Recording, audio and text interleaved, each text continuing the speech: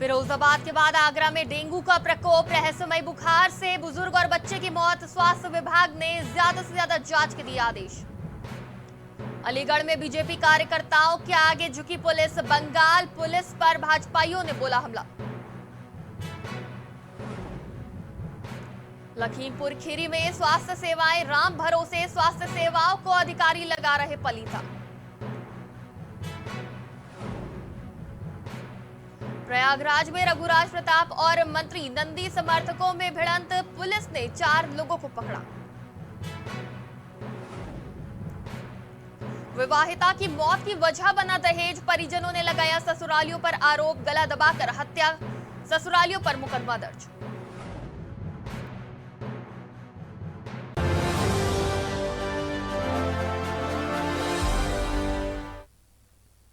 नमस्कार, prime TV में आपका स्वागत है। मैं हूं आपके साथ शिखा मेहरोत्रा। उत्तर प्रदेश की खास खबरों में आपका स्वागत है।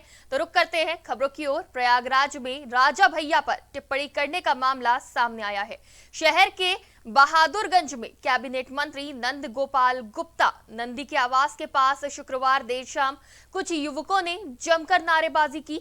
ये सभी कुंडा विधायक और जनसत्ता दल लोकतांत्रिक पार्टी के अध्यक्ष रघुराज प्रताप सिंह राजा भैया के समर्थक थे। ये मंत्री नंदी पर रघुराज प्रताप के खिलाफ कथित अनर्गल टिप्पणी करने का आरोप लगा रहे थे। शोरगुल होने की जानकारी मिलने पर मंत्री नंदी के समर्थक भी पहुंच गए, जिस पर दोनों पक्षों में मारपीट शुरू हो गई। इस बारे में खबर पाकर पहुंची पुलिस ने 4 युवकों को हिरासत में ले लिया।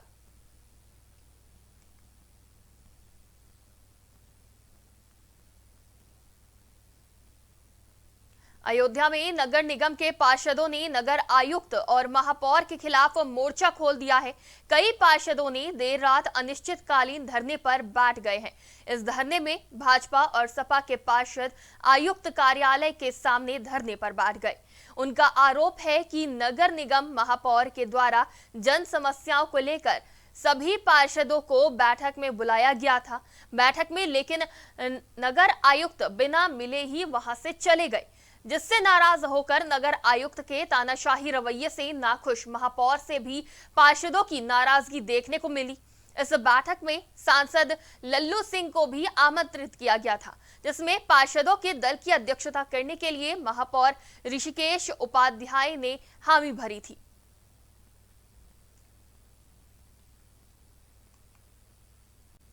तो पार्षदों ने नगर आयुक्त के खिलाफ मोर्चा खोल दिया है। बैठक के बीच नाराजगी देखने को मिली। नगर आयुक्त पार्षदों से बिना मिले ही चले गए। वहीं पार्षदों ने नगर आयुक्त के खिलाफ मोर्चा खोल दिया है। काफी गर्मागर्मी देखने को मिली, क्योंकि बिना मिले ही वहां से चले गए। नाराज होकर आयुक्त के तानाशाही रवैये से नाखुश महापौर से भी पार्षदों की नाराजगी देखने को मिली है। और इस बैठक में सांसद लल्लू सिंह को भी आमंत्रित किया गया था, जिसमें पार्षदों के दल की अध्यक्षता करने के लिए महापौर ऋषिकेश उपाध्याय ने भी हामी भरी थी। ऐसी परिस्थितियां पैदा कर दिया कि आज सारे पार्षदों को मजबूरन दरी पर बैठना पड़ा, और इसमें सारी जिम्मेदारी नगर आयुक्त की है कि उन्होंने हम लोगों को बुलाकर और इस तरीके से उपेक्षित करने का काम किया है, जिससे सारे पार्षद अब इनकी हिटलरशाही और तानाशाही रवैये के खिलाफ लड़ाई लड़ेंगे, और जब तक लड़ाई अंतिम दौर तक नहीं पहुंच जाती अब धरना ये समाप्त नहीं होगा। इस नगर निगम के प्रांगण में नगर निगम प्रशासन द्वारा हम सभी पार्षद गणों को ये कह के बुलवाया गया कि जनहित के मुद्दों पे नगर निगम प्रशासन माननीय महापौर, माननीय सांसद जी की उपस्थिति में आप लोगों के साथ एक बैठक करना चाहता है, और आपकी जो भी जन समस्याएं हैं जनता को लेकर उसको जानना और निस्तारित। यूपी में कोरोना की रफ्तार थमती हुई नजर आ रही है, लेकिन राज्य इस वक्त डेंगू और रहस्यमय बुखार से जूझ रहा है। फिरोजाबाद के बाद अब आगरा में भी डेंगू का प्रकोप जारी है, जहां इस रहस्यमय बुखार से एक बुजुर्ग और बच्चे की मौत हो चुकी है। वहीं बढ़ते डेंगू और रहस्यमय बुखार को लेकर स्वास्थ्य विभाग अलर्ट हो गया है। आपको बता दें, आगरा जिले के चिकित्सा अधिकारी ने एतमादपुर तहसील के गांव सराय जयराम नगला अड्डा बुर्ग अतिबल के साथ कई गांवों का दौरा किया और हालात का जायजा लिया। साथ ही स्वास्थ्य कर्मचारियों को ज्यादा से ज्यादा कैंप लगाकर सैंपलिंग करने के भी दिशा निर्देश दिए गए हैं।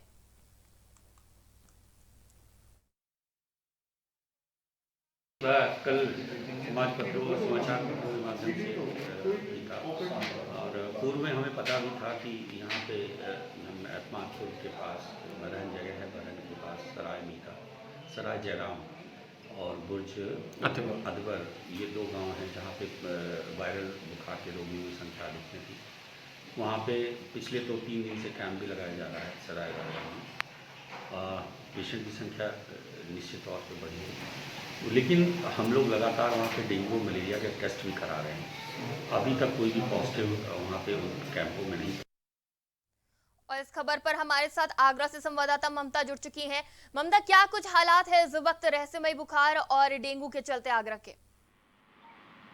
जी बिल्कुल शिखा, मैं आपको बता दूं कि जिस तरह उत्तर प्रदेश के अंदर डेंगू जैसी महामारी फैल चुकी है, तो वहीं फिरोजाबाद के अंदर सबसे पहले इसकी दस्तक फिरोजाबाद के अंदर बड़ी मात्रा में इसके मरीज मिले थे। उसके बाद में अब आगरा में भी इस डेंगू जैसा जो रहस्यमय बुखार है, इसने पूरी तरह दस्तक दे दी है। यहाँ गांव से लेकर शहर तक पूरी तरह बहुत बुरा हाल है। बुरी तरह से लोग इस डेंगू के बुखार से पीड़ित है। जहाँ बात की जाए संख्या, बल्कि तो जहाँ बच्चों की संख्या यहाँ ज्यादा है कि बच्चे इस डेंगू जैसी महामारी से, इस बुखार से बहुत पीड़ित है। और वहाँ शहर में अभी पिछले 2 दिन पहले ही एक ही परिवार के 2 बच्चों ने दम तोड़ दिया था डेंगू के बुखार से, और वहीं उसके 2 बच्चे अभी भी हॉस्पिटल में एडमिट हैं। जी ममता, जिस तरह से रहस्यमय बुखार का प्रकोप भी बढ़ता जा रहा है, कितने लोग अस्पताल में भर्ती हैं, क्या आंकड़े आपके पास? जी बिल्कुल, आंकड़ों की बात की जाए तो आंकड़े दिन पर दिन बढ़ते जा रहे हैं। जिस तरह से घर घर में चारपाई बिछी हुई है, हॉस्पिटलों में जगह नहीं है, तो अभी संख्या की बात की जाए, आंकड़ों की बात की जाए तो आंकड़े बहुत ज्यादा बढ़कर काफी मात्रा में तादाद में दिखाई दे रहे हैं जी। और जिस तरह उसके बाद में अब सीएमओ के द्वारा देहात से लेकर शहर तक जगह जगह दौरे किए जा रहे हैं, जगह जगह कैंप लगाए जा रहे हैं और सबकी सैंपलिंग करके उनकी जांच की जा रही है। और आगे की जो रणनीति तैयार की जा रही है, जगह जगह जो खाली प्लॉट्स पड़े हैं वहाँ सफाई का अभियान भी सीएमओ और प्रशासन के द्वारा जारी कर दिया है। जी ममता, स्वास्थ्य सुविधाओं का क्या हाल है इस वक्त आगरा में? जी बिल्कुल, मैं आपको बता दूं, जिस तरह स्वास्थ्य सुविधाओं की अगर हम बात करें तो स्वास्थ्य सुविधाएं साफ तौर से, जिस तरह जो संख्या बल बढ़ रहा है तो स्वास्थ्य सेवाएं, जो स्वास्थ्य सुविधाएं हैं वो बिल्कुल निराधार दिख रही हैं। बिल्कुल उनका कोई जमीनी धरातल से जो संख्या बल बढ़ गया है तो वो बिल्कुल कम दिखाई दे रही हैं। जी बिल्कुल, बहुत बहुत शुक्रिया हमारे साथ जुड़ने के लिए और तमाम जानकारी के लिए। इस खबर पर हमारे साथ आगरा से संवाददाता ममता जुड़ी थी।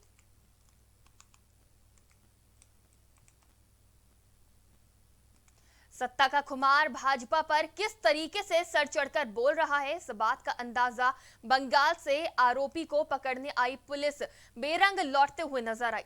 इस बात से लगाया जा सकता है, जहां अलीगढ़ से बीजेपी कार्यकर्ता 2017 के मामले में वांछित आरोपी है और भाजपा नेता को अलीगढ़ से उसके घर से हिरासत में लेने आए बंगाल की पुलिस को भारी पड़ गया। सैकड़ों की तादाद में भाजपाइयों के द्वारा पहले तो पुलिस के साथ जमकर बदसलूकी की गई, फिर उसके बाद पुलिस के हिरासत से आरोपी को छुड़ा लिया गया। वहीं मौके पर पहुंची स्थानीय पुलिस फोर्स के द्वारा मामले को हस्तक्षेप करते हुए आरोपी भाजपा नेता को स्थानीय थाने में कैद कर लिया गया है, जिसको लेकर भाजपाइयों के द्वारा उल्टा बंगाल पुलिस पर मुकदमा लिखवाने के लिए प्रदर्शन शुरू कर दिया गया है। वहीं भाजपाई कार्यकर्ताओं द्वारा थाने पर दबाव बनाया गया है। दबाव के चलते सत्ता के आगे प्रशासन झुकती हुई नजर आई। यही कारण है बंगाल से आरोपी को हिरासत में लेने आई पुलिस को बेरंग और मुश्किल से भाजपाइयों से बचकर निकलना पड़ा, जिसमें वीडियो में भाजपाइयों के द्वारा बंगाल के पुलिस को खरी खोटी सुनाने का वीडियो भी खूब वायरल हो रहा है। गनीमत रही स्थानीय पुलिस के प्रोटेक्शन के बाद सही सलामत बंगाल पुलिस के 2 पुलिस कर्मियों को हिफाजत के साथ बाहर भेज दिया गया। जिस प्रकार से उन्होंने घर में घुसकर और वहाँ जो घर की महिलाएं थी उनसे जो व्यवहार किया और उन्होंने पकड़कर उनको धक्का देना, उनके कपड़े भी सब हट गए, तो ये गंभीर विषय है कि इस प्रकार से उन्होंने व्यवहार किया। हमने अभी पुलिस को कहा है उनके खिलाफ कार्रवाई करें। आज दिनांक 17 सितंबर 2021 को थाना गांधी पार्क के गांधीनगर मोहल्ले में बंगाल पुलिस की सीआईडी टीम सादा कपड़ों में किसी विवेचना क्रम में आई थी। कार्रवाई के दौरान स्थानीय लोगों से अनबन हो गई थी। सूचना प्राप्त होने पर मैं क्षेत्राधिकारी द्वितीय टीम के साथ पहुंचा। टीम को सकुशल वहां से हटाया गया है। उपरोक्त टीम द्वारा किसी भी प्रकार से कोई गिरफ्तारी नहीं की गई है। टीम सुरक्षित है। तो जानकारी मिली है कि कभी कोई केस सन 2017 में रहा होगा, उसमें बंगाल से उनके खिलाफ योगेश के वारंट थे, तो उसके मामले में आए। विषय ये नहीं है कि वो किस मामले में लेके आए, लेकिन उन्होंने लीगल प्रोसेस नहीं अपनाया। प्रोसेस कम से कम यहाँ के कप्तान को इन्फॉर्मेशन होनी चाहिए थी, यहाँ के थाने को, यहाँ के सीओ को इन्फॉर्मेशन होनी चाहिए थी। इतने संवेदनशील मुद्दे पर वो वहाँ पहुँच गए। कोई भी घटना दुर्घटना हो सकती थी। इसके और अगली खबर है फतेहपुर से, जहां मानसिक रूप से डिस्टर्ब किसान ने फांसी लगाकर आत्महत्या कर ली। किसान ने मवेशी बाड़ा में पड़ी टीन के एंगल में फांसी लगाई है। वहीं घटना को देखकर परिजनों में हड़कंप मच गया। सूचना पर पहुंची पुलिस ने शव को कब्जे में लेकर पोस्टमार्टम के लिए भेज दिया है और आगे की जांच में जुट गई है।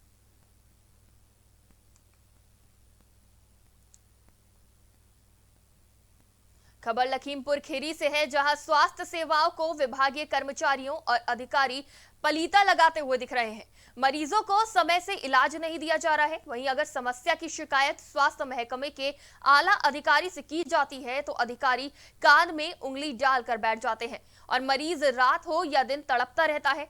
रात में डॉक्टर स्वास्थ्य केंद्रों पर रहने के बजाय एसी कमरों में आराम फरमाते रहते हैं। ताजा मामला बता दें कि पीएचसी में स्वास्थ्य विभाग का कोई स्टाफ न मिलने से रात में 2 घंटे प्रसव के लिए गर्भवती महिला तड़पती रही। पतरासी स्वास्थ्य केंद्र पर रात में घंटों प्रसव पीड़ा भटकती रही, लेकिन कोई स्वास्थ्यकर्मी वहां पर मौके पर मौजूद नहीं थे। वहीं प्रसव पीड़िता के पति का आरोप है कि पीएचसी से कोई भी दवाई या सुविधा नहीं मिली है। स्टाफ नर्स पर जिला मुख्यालय पर रहकर एक प्राइवेट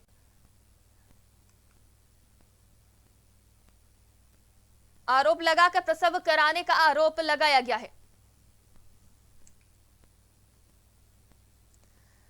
तो स्वास्थ्य सेवा राम भरोसे चल रही है लखीमपुर खीरी में, जहां डॉक्टर एसी रूम में आराम फरमाते नजर आते हैं। रात के टाइम कोई भी स्टाफ अस्पताल में नजर नहीं आता है। सीधा स्वास्थ्य सुविधाओं पर अधिकारी पलीता लगाते हुए नजर आ रहे हैं।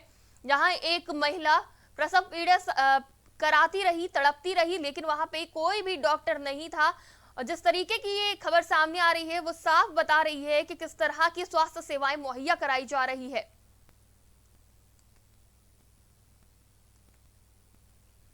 वहीं लखीमपुर खीरी में पुलिस की सराहनीय पहल देखने को मिली है, जहां पुलिस ने सड़क पर पड़े एक घायल व्यक्ति को पुलिस वाहन में बैठाकर जिला अस्पताल में भर्ती कराया।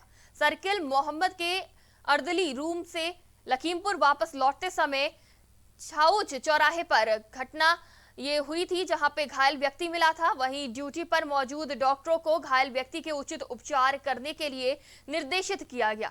पुलिस अधीक्षक खीरी द्वारा जनता से अपील की गई है कि सड़क दुर्घटना में घायल व्यक्ति को बिना समय गंवाए तत्काल अस्पताल ले जाएं और इसके साथ साथ पुलिस हेल्पलाइन और एम्बुलेंस हेल्पलाइन पर भी सूचना दे।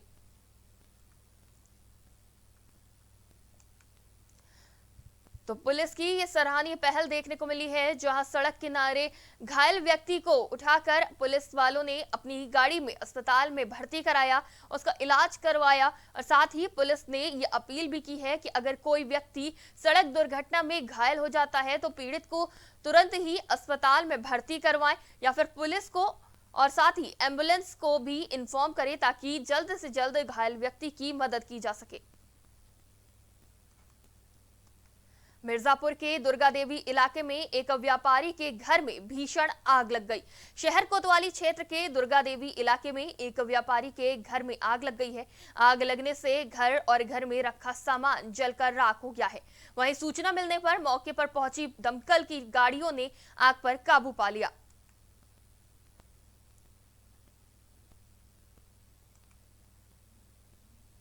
मुरादाबाद के थाना कटघर इलाके में गुलाबबाड़ी के पास ई रिक्शा चालक की बीच सड़क पर चाकू से गोदकर बड़ी बेरहमी से हत्या कर दी गई। वहीं मौके पर मौजूद मृतक के भाई ने हत्यारे की हत्या करने का ऐलान किया है और पुलिस की मौजूदगी में मृतक के भाई ने हत्यारों को जान से मारने की धमकी दे दी है। वहीं खून के बदले खून लेने की बात कही गई है। आपको बता दें कि मौके पर मौजूद पुलिस ने हत्यारे को गिरफ्तार कर लिया है और शव को पोस्टमार्टम के लिए भेज दिया है और आगे की जांच में जुट गई है।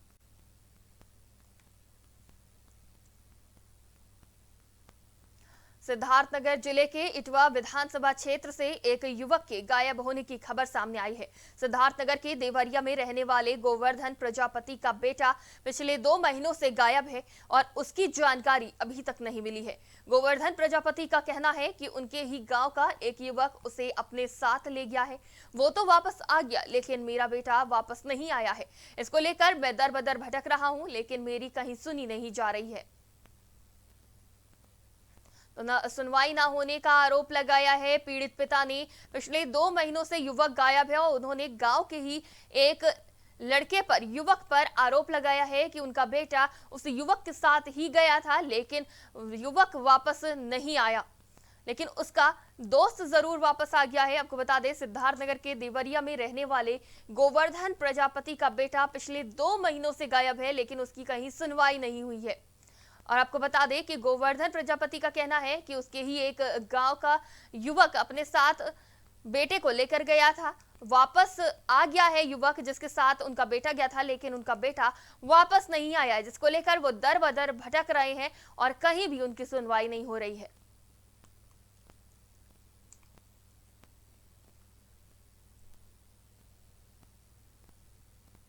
अलीगढ़ से एक ऐसा मामला सामने आया है जो महिलाओं की सुरक्षा और दहेज प्रथा पर कई सवाल खड़े कर रहा है। मामला है अलीगढ़ की कोतवाली अतरौली इलाके के गांव गदाईपुर का, जहां के निवासी मुकेश के साथ गंगरी क्षेत्र इलाके के गांव नगला सुमेर में रहने वाली सावित्री की शादी 4 साल पहले हुई थी, जिसका गला दबाकर हत्या कर दी गई। मृतका के परिजनों ने ससुराल पर दहेज के चलते हत्या का मुकदमा दर्ज करवाया है। पिता का कहना है कि बेटी सावित्री का पति मुकेश मकान बनवाने के लिए पैसों की मांग कर रहा था और बेटी को लगातार पीटता भी था, जिसकी शिकायत मृतका ने पिता से की भी थी। वहीं सूचना पर पहुंची पुलिस ने शव को कब्जे में लेकर फॉरेंसिक जांच करवाकर पीड़िता के परिजनों की तहरीर के आधार पर आरोपी के खिलाफ मुकदमा दर्ज कर लिया है और जल्द ही आरोपी पुलिस की गिरफ्त में होगा। देखिए, ये थाना अतरौली क्षेत्र में कल रात की घटना है, जिसमें पुलिस को सूचना मिली कि एक महिला ने फांसी लगा ली है और मौके पर पुलिस पहुंची तो वहां पर ये पाया गया और मौके पे जांच करते हुए फील्ड यूनिट को बुलाकर उसकी बॉडी को पोस्टमार्टम के लिए भेज दिया गया है। उसके परिवारजनों ने तहरीर दी है उसके जो पति है और अन्य लोगों के खिलाफ, तो उसके आधार पर दहेज हत्या का मुकदमा पंजीकृत किया जाए। भारत तिब्बत सीमा पुलिस द्वारा भारत की आजादी के 75 साल पर आजादी का अमृत महोत्सव मनाने के लिए 22 दिवसीय साइकिलिंग अभियान चलाया गया, जो लखनऊ पहुंच गया है। सिलीगुड़ी से बरेली तक 1450 किलोमीटर की दूरी को तय करने के लिए जवानों का जत्था लखनऊ पहुंचा, जिसे मोहनलालगंज आईटीबीपी के क्षेत्रीय मुख्यालय से सुबह उप महानगर निरीक्षक RK शाह ने हरी झंडी दिखाकर आगे के लिए रवाना किया। साइकिल रैली संडीला, हरदोई, शाहजहांपुर के रास्ते होते हुए बरेली के लिए रवाना हुई है। वहीं पूर्वी सीमांत की साइकिल रैली की शुरुआत 31 अगस्त को सिलीगुड़ी से हुई थी, जो पश्चिम बंगाल होते हुए कटिहार, पटना, रायबरेली होते हुए लखनऊ पहुंची। वहीं साइकिल रैली में शामिल जवानों का लोगों ने भव्य स्वागत और अभिनंदन किया। आईटीबीपी के महानिरीक्षक SK शर्मा ने बताया कि साइकिलिंग अभियान का समापन 21 सितंबर को बरेली में होगा, जिसका अंतिम पड़ाव 2 अक्टूबर को राजघाट नई दिल्ली में किया जाएगा। वहीं भारत की आजादी के 75वीं वर्षगांठ पर देश की आजादी का अमृत महोत्सव मनाया जा रहा है। पूरे देश में इस समय को चिन्हित किया गया है और इसके लिए कार्यक्रमों की श्रृंखला आयोजित की जा रही है। जन भागीदारी की भावना से महोत्सव को जन्म उत्सव के रूप में मनाया जा रहा है। इस अवसर पर वृक्षारोपण भी किया गया है। हमारे पूर्वी फ्रंटियर ने ये जो साइकिल रैली का अभियान स्टार्ट किया है। ये आज़ादी के अमृत महोत्सव के 75वां के उपलक्ष्य में किया जा रहा है। ये रैली सिलीगुड़ी से स्टार्ट हुई थी हमारे के क्षेत्र में, और हम इसे बरेली में आगे तक लेके जाएंगे। यहाँ से आगे बरेली ITBP वो आगे 2 अक्टूबर तक राजघाट में दिल्ली में पहुँचेंगे। इसमें हमारे 150 भारतीय तिब्बत सीमा पुलिस के साइकिलिस्ट होंगे जो 2 अक्टूबर को राजघाट में पहुँचेंगे।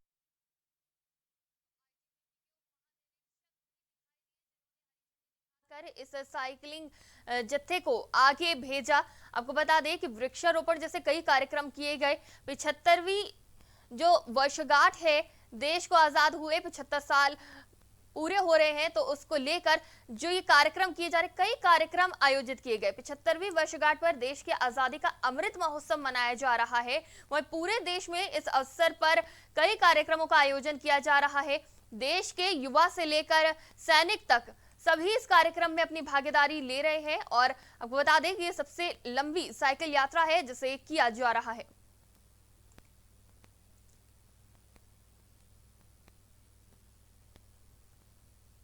कानपुर और आगरा में मेट्रो रेल का संचालन नवंबर से शुरू हो जाएगा। लखनऊ से गाजीपुर तक बन रहे पूर्वांचल एक्सप्रेसवे का काम लगभग पूरा हो गया है। वहीं मुख्यमंत्री कानपुर और आगरा मेट्रो की प्रथम प्रोटोटाइप ट्रेन का वर्चुअल अनावरण किया। तो आज वर्चुअल रूप से इसका अनावरण भी कर दिया गया है। आपको बता दें कि कानपुर और आगरा मेट्रो की ये प्रथम प्रोटोटाइप ट्रेन है जिसका सीएम योगी ने वर्चुअल अनावरण किया है। साथ ही बताया कि किस तरह से देश और साथ ही साथ उत्तर प्रदेश उन्नति कर रहा है और कितनी उन्नति बीजेपी के यानी कि सीएम योगी के कार्यकाल में की गई। तो सभी चीजों का ब्यौरा देते हुए भी नजर आए सीएम योगी। आपको बता दें कि राज्य को आगे बढ़ाने के लिए नई नई तकनीक लाई जा रही है, नई नई सुविधाएं लाई जा रही है जनता के लिए।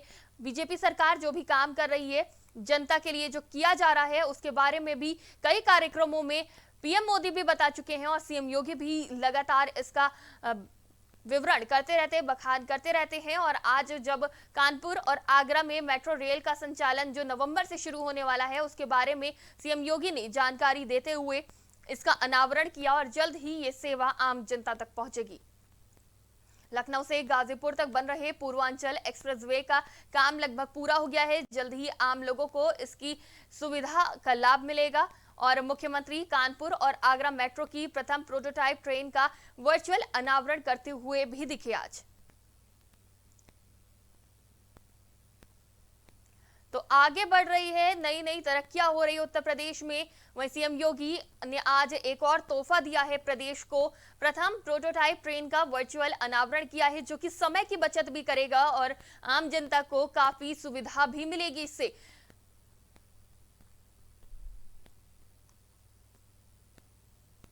इस खबर पर हमारे साथ संवाददाता गौरव जी जुड़ चुके हैं, लाइव जुड़े हैं। गौरव जी, जिस तरह से आज प्रोटोटाइप ट्रेन का सीएम योगी ने वर्चुअल अनावरण किया है, इसकी क्या-क्या सुविधाएं हैं और आम जनता को इससे क्या लाभ मिलने वाला है? देखिए, 2017 में जब योगी सरकार सत्ता में आई थी तो उनका कहना था कि मेट्रो रेल परियोजना उनकी प्राथमिकता में शामिल है, जिसके लिए लगातार उनके द्वारा काम भी किया जाता, DPR भी दी जा रही थी, जिसके तहत आज कानपुर आगरा में मेट्रो रेल का जो आपका प्रोटोटाइप है उसका अनावरण किया गया है। नवंबर में इसका संचालन शुरू हो जाएगा। इसके अलावा भी मेरठ, गोरखपुर, वाराणसी और प्रयागराज में भी मेट्रो रेल चलाने की परियोजना उत्तर सरकार द्वारा शुरू कर दी गई है। जी गौरव जी, हम आपसे ये भी जानना चाहेंगे कि जो पूर्वांचल एक्सप्रेसवे बनकर लगभग तैयार हो गया, इसको बनने में कितना समय लगा? लगभग 2 साल इसमें लगे हैं। पूर्वांचल एक्सप्रेसवे बनने तैयार हो चुका है, जिसके पहले भी कई फोटो भी इसकी जारी हुई है। उम्मीद की जा सकती है कि अक्टूबर लास्ट तक जो आपका पूर्वांचल एक्सप्रेसवे है ये शुरू कर दिया जाएगा। जी गौरव जी, और कौन कौन सी ऐसी नई सुविधाएं हैं जो योगी सरकार जनता के लिए ला रही है? देखिए, मेट्रो की अगर बात करें तो मेरठ है, गोरखपुर और वाराणसी, यहाँ पर लाइट मेट्रो चलाने की परियोजना है। जो कि लाइट मेट्रो ऐसी होती है जो कि सड़क से जुड़ी हुई होती है, जिसके लिए बहुत बड़े स्टेशन नहीं लगाए जाते हैं। जिस तरह से आप कलकत्ता में देखेंगे वहाँ पर भी लाइट मेट्रो चलती है, उसी तरह की परियोजनाएं मेरठ, गोरखपुर, वाराणसी में लाने की संभावना है और वही चलाई जाएगी। इसके अलावा दिल्ली से मेरठ के लिए जो आपका रैपिड ट्रांसपोर्ट योजना जो है वो लागू की गई है, जिसके तहत मेरठ से दिल्ली की जो 85 किलोमीटर की दूरी है वो 1 से सवा घंटे में पूरी की जाएगी। जी बिल्कुल। गौरव जी, आज योगी आदित्यनाथ गोरखपुर में है, तो आज उनके क्या क्या कार्यक्रम है? जी आपको बता रहे हैं योगी जी के आज जो आदित्यनाथ का कार्यक्रम था उसमें वर्चुअल अनावरण के साथ साथ वहां पर जनता दरबार भी लगाया जाएगा। इसके अलावा अधिकारियों के साथ भी उनकी समीक्षा बैठक भी रहेगी, जिसको लेकर भी योगी आदित्यनाथ काफ़ी सजग नजर आ रहे हैं। और इन बैठकों में निर्णय लिया जाएगा कि जिस तरह से विकास हो रहा है, जो परियोजनाएं चल रही हैं वो कहाँ तक मूलभूत आधार तक पहुँची हैं। जी गौरव जी, कानपुर और आगरा में जो मेट्रो रेल का संचालन होने वाला है जो कि नवंबर से शुरू होगा, तो उसके बाद जो ट्रेनों में भीड़ चलती है उसमें कितनी कमी आएगी? बिल्कुल आपने सही बात कही। आगरा और कानपुर अगर बात करें तो ये उत्तर प्रदेश के औद्योगिक शहर है जहाँ पर जाम की समस्या आम होती थी। इन्हीं समस्याओं को देखते हुए इन शहरों में मेट्रो को संचालन किया जाएगा, जिससे निश्चित रूप से जाम की समस्या से आम जनता को आज़ादी मिलेगी। इसके अलावा अगर बात करें परियोजनाओं की तो भविष्य में झांसी में भी मेट्रो रेल परियोजना की शुरुआत उत्तर प्रदेश सरकार कर सकती है। जी बिल्कुल, बहुत बहुत शुक्रिया हमारे साथ जुड़ने के लिए और तमाम जानकारी के लिए। इस खबर पर हमारे साथ संवाददाता गौरव जी जुड़े थे। तो प्रदेशवासियों को नई सुविधाएं मिलने वाली है। कई परियोजनाओं का लोकार्पण और शिलान्यास करते रहते हैं सीएम योगी आदित्यनाथ। वहीं आज भी वर्चुअल माध्यम से शुरुआत की है पहली प्रोटोटाइप ट्रेन की, जो कि कानपुर आगरा को जल्द मिलेगी। ये दोनों मार्गों को जोड़ेगी और साथ ही इससे आम जनता का समय भी बचेगा और काफी सुविधाजनक होगी। जैसे लोग आम दिनों में ट्रैवल करते हैं, रोज अप डाउन करते हैं कानपुर से लखनऊ या फिर आगरा, तो उनके लिए ये काफी सुविधाजनक साबित हो सकता है। इस बुलेटिन में फिलहाल इतना ही। आप देखते रहिए प्राइम टीवी।